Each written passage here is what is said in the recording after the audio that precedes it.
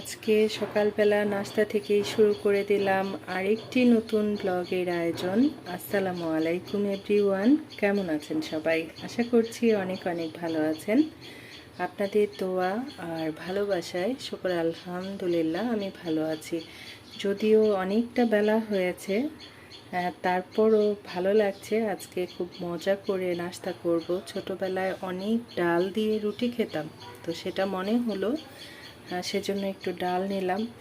আর ফুলকো দুইটা পরোটা বানিয়ে নিলাম, সাথে ডিম পোস্ত আছেই, চা তো আছেই। তো ঠিক আছে, নাস্তাটা করি, থাকেন আমার সাথে। আজকে একদম ভিন্ন ধরনের একটা খিচুড়ি রান্না করব, যেই খিচুড়িটা অনেক অনেক জনম আগে খেয়েছিলাম। আর এখানে এই যে প্রেসার কুকারে পানি বসাই দিয়েছি ফুটানো পানি হওয়ার জন্য। আর খিচুড়ি রান্না করার জন্য পেঁয়াজ, কাঁচামরিচ, যাবতীয় মশলা সব কিছু নিয়ে নিয়েছি। আর কেন বলেছি ভিন্ন রকমের খিচুড়ি, সেটা একটু দেখাই কাছ থেকে। এই যে দেখেন, ওই যে জামির চাল আছে না, লাল লাল জামির চাল, এই জামির চাল কত জনম আগে খেয়েছি বলতে পারবো না আর কি, তবে মনে আছে যে খিচুড়ি রান্না হলে, পাতলা খিচুড়ি রান্না হলে এই চালটা আলাদা করে কিনে আনা হতো আর কি। তো যাই হোক, এখানে এক পট কি নিয়েছি, জামির চাল নিয়েছি, তারপর মুগ ডাল আর মশারি ডাল মিলিয়ে এক পট নিয়েছি। দুই পট চাল ডালের খিচুড়ি রান্না হবে। আরও অনেক বেশি লাল ছিল, আমি ধুতে ধুতে এই চালটা এরকমের হয়ে গেছে। তাছাড়া অনেক বড় বড় খিচুড়ি হয়, ভাত হয়, সে কারণে আমি কি করেছি, ভিজায় রেখেছি। প্রায় 1 ঘন্টা এই চালটা আমি ভিজায় রেখেছি। আমার মেয়ে যে কি কি সব খেতে চায়, সেই ছোটবেলায় কখন কবে তাকে খিচুড়ি রান্না করে খাওয়ানো হয়েছে। দিয়ে দিচ্ছি পরিমাণ মতো আদা রসুন বাটা, একটু বেশি বেশি দিলাম। এখন দিয়ে দিব অন্যান্য গুঁড়া মশলা। আবার সে বলেছে কি একটু ঝাল ঝাল করে রান্না করতে। লবণ, ধনিয়ার গুঁড়া, হচ্ছে কাঁচামরিচ তো দিয়েছি, তারপর বেশি করে মরিচের গুঁড়া দিলাম, একটু হলুদের গুঁড়া দিয়ে দিলাম। তারপর কি করতে হবে, একটু গরম মশলাও দিলাম। তারপর এখন কি করতে হবে, একটু জিরার গুঁড়া দিলাম। তারপর কি দিতে হবে, তারপর তেল দিতে হবে। সব কিছু মেখে জুখে তারপর বসাই দেব।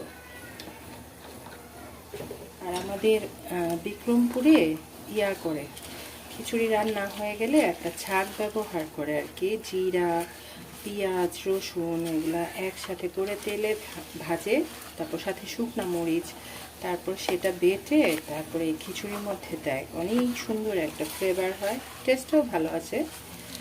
তো আমি আর এত কিছু করতে যাব না, আমার কাছে কষ্টই লাগে এগুলা করতে। বিসমিল্লাহ।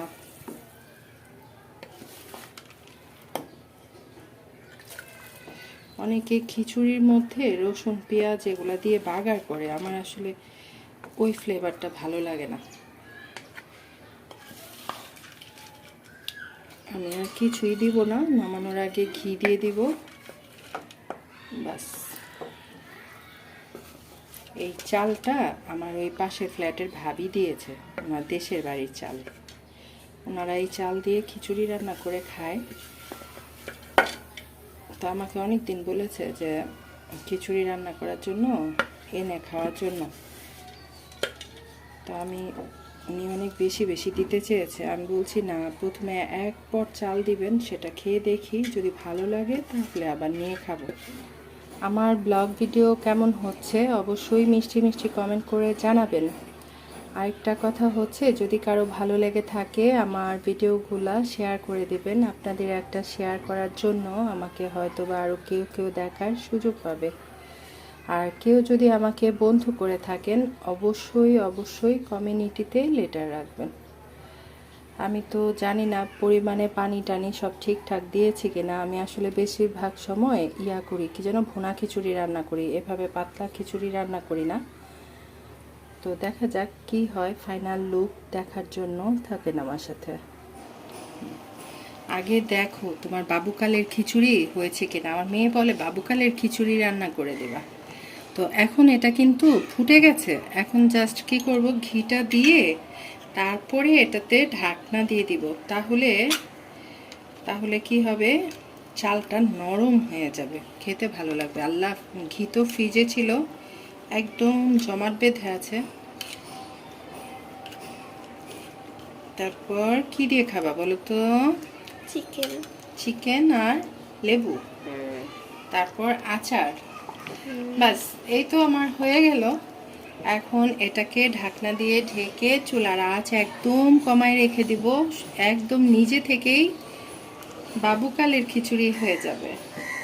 আর জামির চালের খিচুড়ি মানে আমি এই প্রথম রান্না করলাম। আর ছোটবেলায় বাবার বাসায় খেতাম আর কি, বিয়ের আগের কথা বলছি। অনেক সুন্দর হয়েছে, একটা আঠালো আঠালো একটা বিষয় আছে। খিচুড়ি রান্নার ফাইনাল লুক শেয়ার করার জন্য চলে আসলাম। এত সুন্দর হয়েছে, এত সুন্দর হয়েছে, টেস্টটা এত বেশি ভালো এসেছে, এটা কি করে বুঝাবো বলেন। দেখে নিশ্চয়ই বুঝতে পারছেন অনেক বেশি মজার।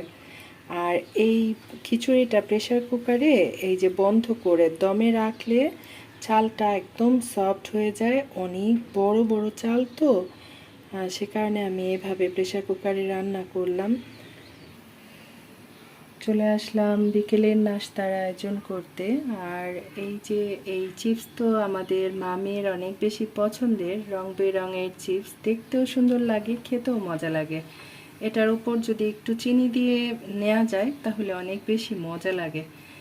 আর এদিকে কি করছি, এখানে এই যে এটাতে চিপস ভেজেছিলাম, আর এটাতে এখন কি করব সেটা একটু দেখাই।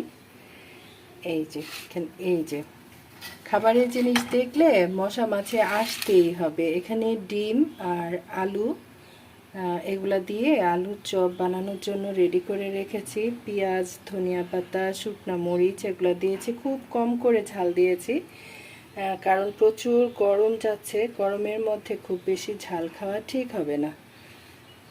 খুবই লোভনীয় আর মজার নাস্তা, তাই না?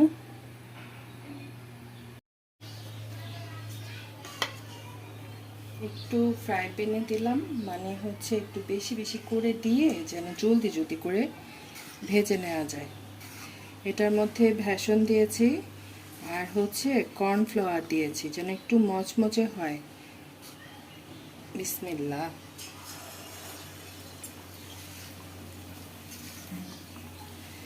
এখন কিছু বলো। কিছু বলবো না? এটা কোনো কথা হলো?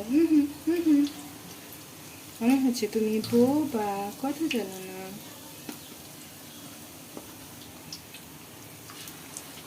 অনেকগুলা চপ বানানো হচ্ছে, আর আমরা একা খাবো না, আমাদের ওই পাশের ফ্ল্যাটে যে ভাবি আছে সেই ভাবিদেরকে দিব সেজন্য। আর একদম শেষের দিকে এসে বলছি, প্রিয় ভাই বোন বন্ধুরা যারা আমাকে শুনছেন বা দেখছেন এখন অবধি, সবাই অবশ্যই যেতে যেতে একটা লাইক করবেন। আপনাদের একটা লাইকের জন্য আমাকে আরও অনেকে দেখার সুযোগ পাবে না, শেয়ার করলে সবাই আমাকে দেখতে পারবে। খুব সুন্দর একটা কালার আসছে আলুর চপের, আর সাথে কর্নফ্লাওয়ার দেওয়ার কারণে খুব বেশি ক্রিস্পি হয়েছে।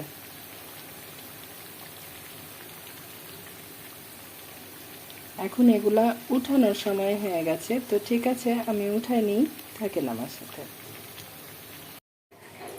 বাহিরের দৃশ্যটা একটু দেখাই। সন্ধ্যা হয়ে গেছে, যে কোনো সময় আজান দিয়ে দিবে। আর এদিকে একটু দেখাই, আমাদের নাস্তাও রেডি হয়ে গেছে। এই যে দেখেন কত সুন্দর আলুর চপ, খুবই সুন্দর একটা কালার এসেছে। এখানে বেসনের সাথে আমি একটু কর্নফ্লাওয়ার দিয়েছি, আর সব রকম মশলার সাথে একটু গরম মশলার পাউডার দিয়েছি, একটু বলে দিলাম আর কি, অনেক বেশি মজা হয়েছে তো সেজন্য। আর এটা তো দেখালাম। আর এখন এই যে 2টা হচ্ছে। তো ঠিক আছে, সবাই খুব বেশি বেশি ভালো থাকেন, সুস্থ থাকেন, প্রয়োজন ছাড়া একদম ঘরের বাইরে যাবেন না, খুব বেশি বেশি পানি খাবেন। আল্লাহ হাফেজ।